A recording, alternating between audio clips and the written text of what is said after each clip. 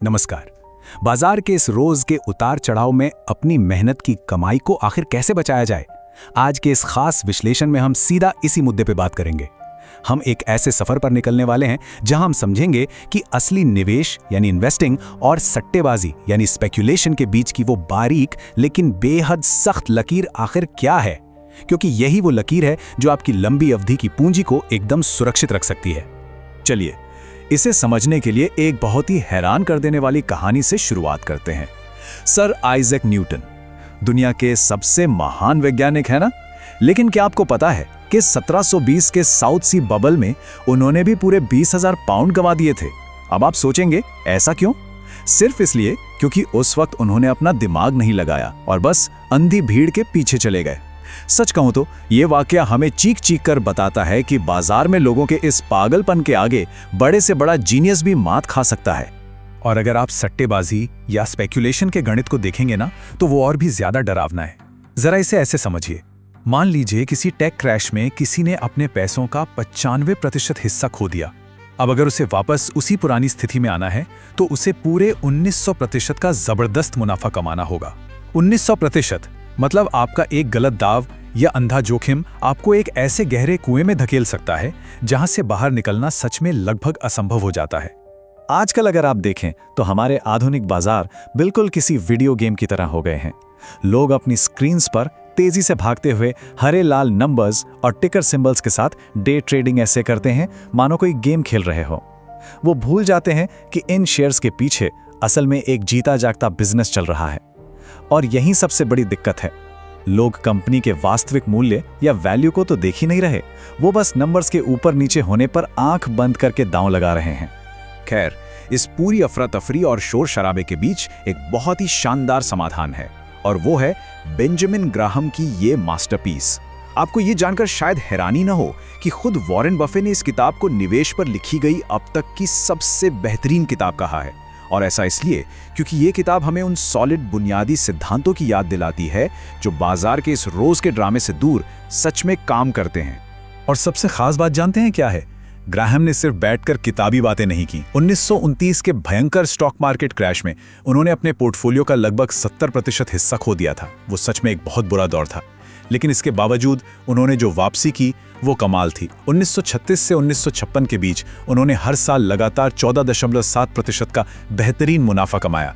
उनका ये शानदार ट्रैक रिकॉर्ड इस बात का पक्का सबूत है कि उनकी रणनीतियां सिर्फ कागज पर नहीं, हकीकत में काम करती हैं। तो चलिए अब हम आगे बढ़ते हैं हमारे पहले अहम हिस्से की तरफ, निवेश बनाम सट्टेबाजी। यहाँ सबसे जरूरी बात है ग्राहम का 1934 में दिया गया वो सख्त मापदंड। उनके हिसाब से एक सच्चा निवेश सिर्फ वो है जिसमें सबसे पहले एक बहुत ही गहरा विश्लेषण या एनालिसिस हो, दूसरा जहां आपकी मूल पूंजी यानी प्रिंसिपल अमाउंट एकदम सुरक्षित रहे, और तीसरा जो एक उचित मुनाफे का वादा करे। बहुत ही सिंपल सी बात है, अगर इन तीनों में से एक भी चीज गायब है ना, तो मान के चलिए कि वो निवेश नहीं है, वो सिर्फ और सिर्फ एक जुआ है। अब एक समझदार निवेशक और एक सट्टेबाज के बीच का ये अंतर समझना बहुत ही दिलचस्प है।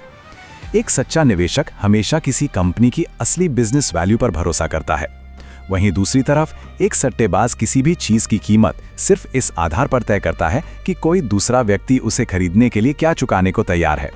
सीधा सा फर्क है, एक इंसान असली मूल्य या वैल्यू देख रहा है और दूसरा सिर्फ कीमत या प्राइस। अब आते हैं हमारे दूसरे दिलचस्प हिस्से पर, जो है फॉर्मूलों की विफलता। हम सबने कभी ना कभी बाजार में कोई शॉर्टकट या पक्का फॉर्मूला खोजने की कोशिश की है ना? जरा इन 3 मशहूर लेकिन बुरी तरह फ्लॉप हुए फॉर्मूलों को ही देख लीजिए। कैलेंडर के रुझानों या मशीनी गणित पर चलने वाले ये फॉर्मूले कभी काम नहीं आए। उदाहरण के लिए द फुलिश 4 ने एक समय पर दावा किया था कि वो बाजार को 10.1% से बीट कर देगा, लेकिन आखिर में हुआ क्या? वो पूरी तरह से नाकाम रहा। सच तो ये है कि जैसे ही इन ऑटोमेटेड या मशीनी रणनीतियों के बारे में जनता को पता चलता है, इनका असर वहीं का वहीं खत्म हो जाता है। और ठीक यहीं पर ग्राहम का एक बहुत ही सीधा और सटीक नियम लागू होता है। उनका मानना था कि बाजार को मात देने का कोई भी मैकेनिकल फॉर्मूला समय के साथ खुद ब खुद नष्ट हो जाता है। ये बिल्कुल एक अटल सत्य की तरह है। जैसे ही वॉल स्ट्रीट की किसी जादुई तरकीब के बारे में दुनिया को पता चलता है, उसके अंदर से मुनाफे की सारी गुंजाइश हवा हो जाती है, क्योंकि जब सब लोग वही कर रहे हैं तो वो फायदा कैसे देगा। चलिए अब बढ़ते हैं इस विश्लेषण के सबसे अहम और आखिरी हिस्से पर, अपने अंदर के निवेशक को नियंत्रित करना। ये एक ऐसी बात है जिसे हम सबको हमेशा हमेशा याद रखना चाहिए। आपके पोर्टफोलियो के लिए सबसे बड़ा खतरा ये बाहर का बाजार या उसका उतार चढ़ाव बिल्कुल नहीं है, बल्कि सबसे बड़ा खतरा हमारी वो इंसानी फितरत है जहां हम अपने लॉजिक और तर्क को किनारे रखकर बस अंधी भीड़ के पीछे भागने लगते हैं, फिर चाहे बाजार आसमान छू रहा हो या बुरी तरह क्रैश हो रहा हो। सच कहूं तो ज्यादातर मामलों में एक इंसान खुद ही अपने पोर्टफोलियो का सबसे बड़ा दुश्मन बन जाता है। तो फिर उपाय क्या है? ग्राहम ने इसके लिए कुछ बहुत ही शानदार और व्यवहारिक कदम बताए हैं। हम सबके अंदर थोड़ा बहुत जुआ खेलने या रिस्क लेने की खुजली होती है ना? तो इस मैड मनी को कंट्रोल करने के लिए इसे हमेशा अपनी कुल पूंजी के अधिकतम 10% तक ही सीमित रखें।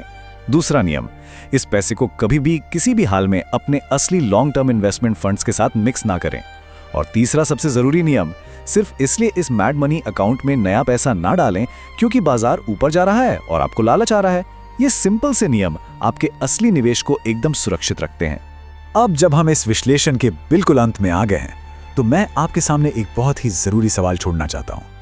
हम सभी को अपने खुद के पोर्टफोलियो और फाइनेंशियल आदतों को बहुत ही निष्पक्ष होकर देखना चाहिए। जरा सोचिए, क्या आपके निवेश के फैसले एक समझदार और बुद्धिमान निवेशक की तरह हैं, या फिर कहीं आप भी अनजाने में एक सट्टेबाज की तरह तो काम नहीं कर रहे? ग्राहम के इन कमाल के सिद्धांतों को अपनाकर हम सब बाजार के इस रोज के पागलपन से खुद को बचा सकते हैं। उम्मीद है आज की इस चर्चा ने आपको सोचने पर मजबूर जरूर किया होगा। सोचने का यह सिलसिला जारी रखिए और सुरक्षित निवेश करते रहिए।